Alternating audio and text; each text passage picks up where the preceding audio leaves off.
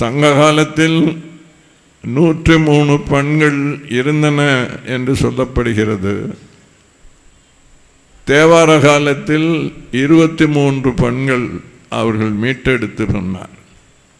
இந்த திருமுறைகளும் திவ்ய பிரபந்தமும் இல்லாமல் போயிருந்தால் தமிழ் இசை பண்களை நாம் முற்றிலுமாக இழந்தே போயிருப்போம்.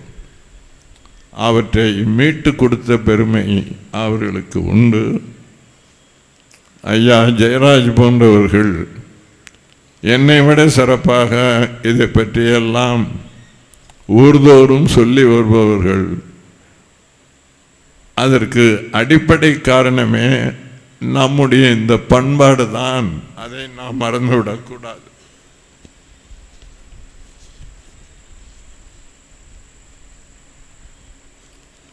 இன்னொன்று, சமணமும் பௌத்தமும் தமிழ்நாட்டில் என்ன போதித்தன என்று சொன்னால்,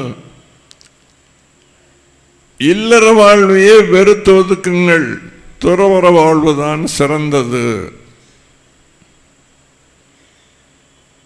எவன் ஒருவன் வீடு வேறு பெற வேண்டுமானால் அவன் துறவியாக வேண்டும் என்று சமணமும் பௌத்தமும் இல்வாழ்வையே வெறுத்தொதுப்பதற்கு போதித்தன மக்களிடம்.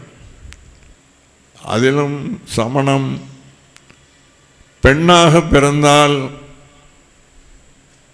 வீடு பேறு கிடையவே கிடையாது. எத்தனை பிறவிகள் எடுத்தாலும் பெண்ணுக்கு வீடு பேறு கிடையாது.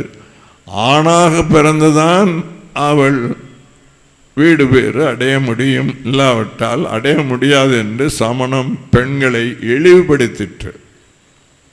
சீவக சிந்தாமணி நூலில் அரசியர் தவம் இருக்கிறார்கள். எதற்காக தவம்?